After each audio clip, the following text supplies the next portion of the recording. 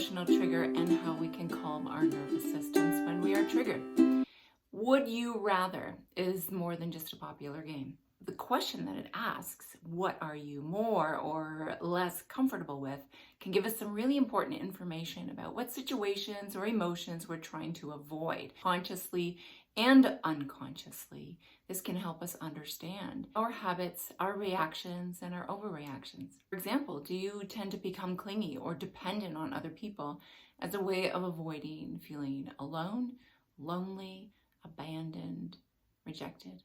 Would you rather sit with resentment and blame towards others rather than have to face your own mistakes and possibly sit with your shame? Would you rather exhaust yourself trying to please people than risk having anyone upset with you ever? Or are you perfectly fine tolerating people being upset with you? Are you okay with people being mad at you and you'd rather that than not have your way? I found that helping my clients understand what emotions they avoid helps them understand their emotional triggers, their kryptonite feelings, and this can help us move past those stuck points. When you walk outside on a cold Canadian winter day, you don't have to think to realize you're uncomfortable. You know instantaneously. When something flies towards your face, you react before you realize what's actually happening. When our physical bodies are uncomfortable, this sets off immediate alarm bells. And our emotional system, our nervous system sets off alarm bells when we are emotionally uncomfortable. Over time and with repetition, these situations can lead to us becoming very sensitive to and reactive to certain situations. When our senses detect danger, they send an alert system directly to the amygdala, goes through the whole autonomic nervous system throughout our body and basically sends a message. Something is not okay. Alarm bells ring. It's like your foot's on fire. Cortisol and adrenaline are triggered. And the message is something must change now. Most of the time then, once your nervous system realizes that the danger is not real, after it has that initial reaction, then calming chemicals are released and your nervous system returns to a homeostasis, to a calm state. But sometimes the calming mechanism doesn't work. The situation is unbearable to us because of our age or because we don't have the resources to cope with what is happening to us. Then our nervous system goes into fight or flight mode. Fight or flight, and if those don't work, into freeze mode or shutdown. Now, maybe in an earlier stage of evolution, we needed such a highly charged system to keep us safe. There were saber-toothed tigers around, right? We needed those alarm bells. Today, in our world, the dangers are not the same, but the alarm system is still there. It's there to help us cope. And it really is a wonderful system because it does protect us from the more intense parts, from the intensity of the things that happen to us. It helps us cope. It gives us a way to respond. Sometimes we get stuck in those ways of responding. A word here about the spectrum of intensity. We all have things that we react to and tendencies maybe to fight or to avoid or shut down. And this is both our personality and the result of the experiences that we've had. Sometimes though, our nervous system responds to an event in what we call a trauma response. Trauma is less about what has happened to us and more about how our nervous system responds. This is a very small Reader's Digest version of what trauma is. If our nervous system is not able to cope with what is happening to us, again, maybe because of our age or lack of support or lack of resources, this can increase the degree to which and the speed with which our nervous system relies on fight, flight, or shutdown.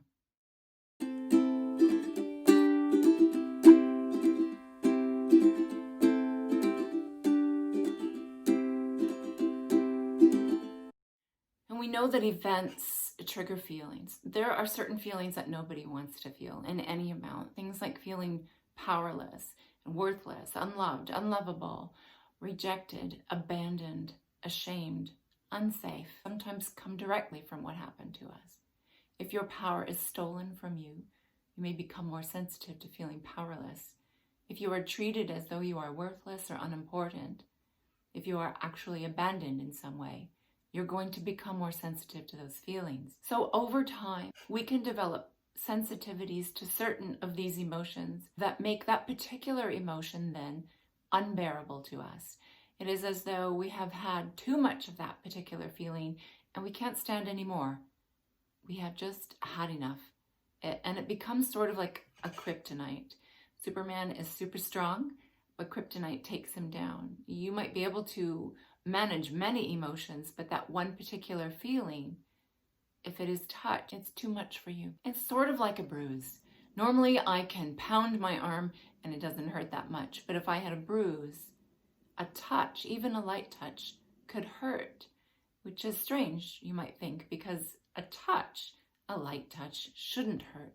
But if you have a bruise, you're more sensitive and it hurts more. So think of it as sort of an emotional bruise. So then we learn to avoid this kryptonite feeling.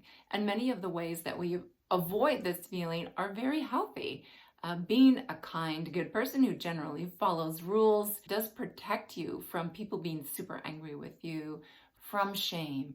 It does give you this sense of importance and power in the world.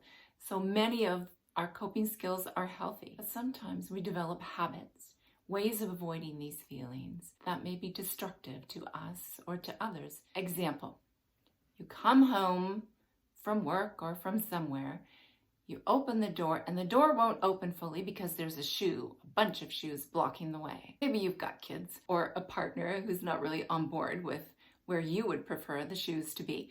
So the door's not opening properly and you have to work to get the door open, and you might have an emotional reaction to this event. Now I will tell you, this is a small event. This is a small event, but your reaction may be big. For some of you, it might trigger shame.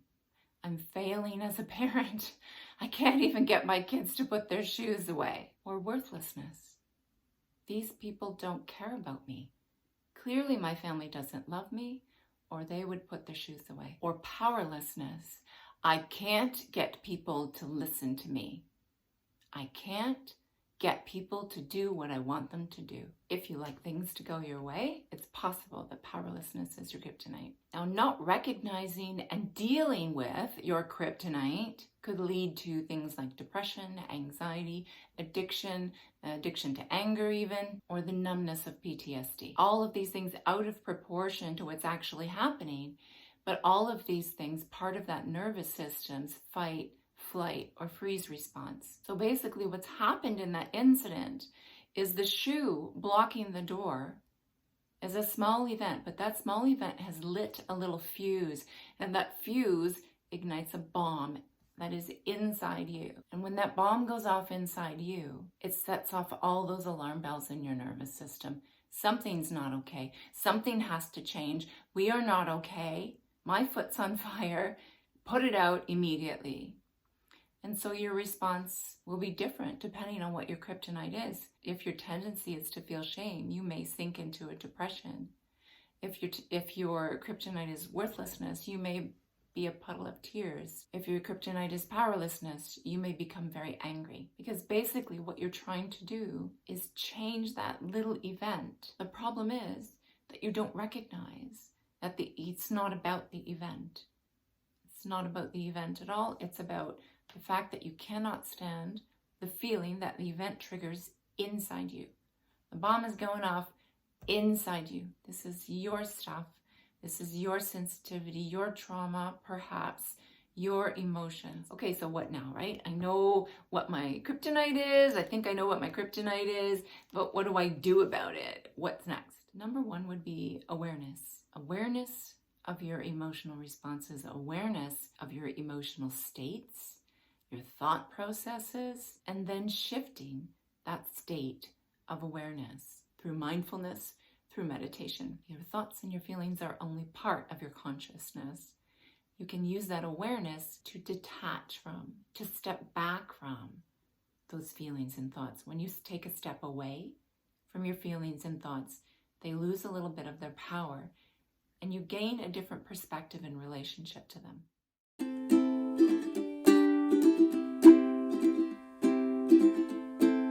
Compassion, empathy, gratitude. There's a lot of talk about these things these days. It is a very powerful thing to hold compassion for ourselves and others. Often it's easier to be compassionate for other people. Our expectations can be so rigid, but as we let go of that rigidity, we leave room for softness and we reduce reactivity. Tolerance and regulation of emotions. Like it or not, we are human and we come with emotions. And in school, we don't learn how to identify them and how to regulate them. But yet this is the thing that causes most humans the most distress. Cognitive behavioral therapy, CBT, can help with this. It uses your conscious mind to go deep into those beliefs, those core beliefs that you developed about yourself and the world, and it helps inoculate you against the lies that fear tells us. Your thoughts lead your emotions. What we feel comes from what we think. Our thoughts happen so rapidly, and under our conscious awareness, we are not always aware of the thoughts that we have that are leading our feelings. Your thoughts also direct the physical growth of your brain cells. So there's another reason to change your thoughts and change your world. Healing. We need to heal from past events that hurt us or shaped us. Making sense of, processing, integrating these experiences help us reorient ourselves to the past, the present, and the future, to other voices and versions and parts of ourselves so that we can be more present in the now. This is where your therapist comes in.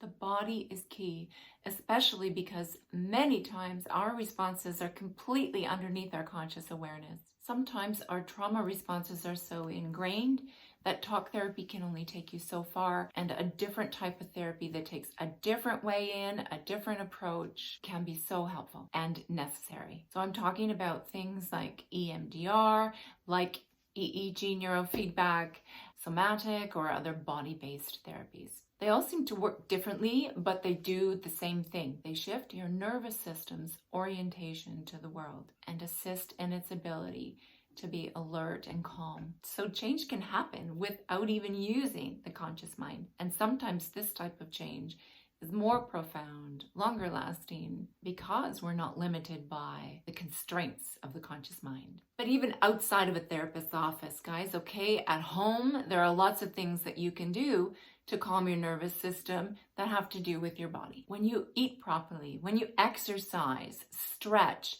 breathe properly, rest, get a good massage or have loving touch, have healthy relationships, meditate, walk in nature, smile, laugh, sleep, even gargle and sing. All of these things assist your nervous system. Oh, and meditation. Did I say meditation? That would be number one on my list. Basically, you're using your body as a portal to talk to your nervous system and convincing it to let go and relax. And that's all many of us want. It's just a little more calm in our heart, right? Peace in our souls. And that's all I have for you today. I'll see you in the village.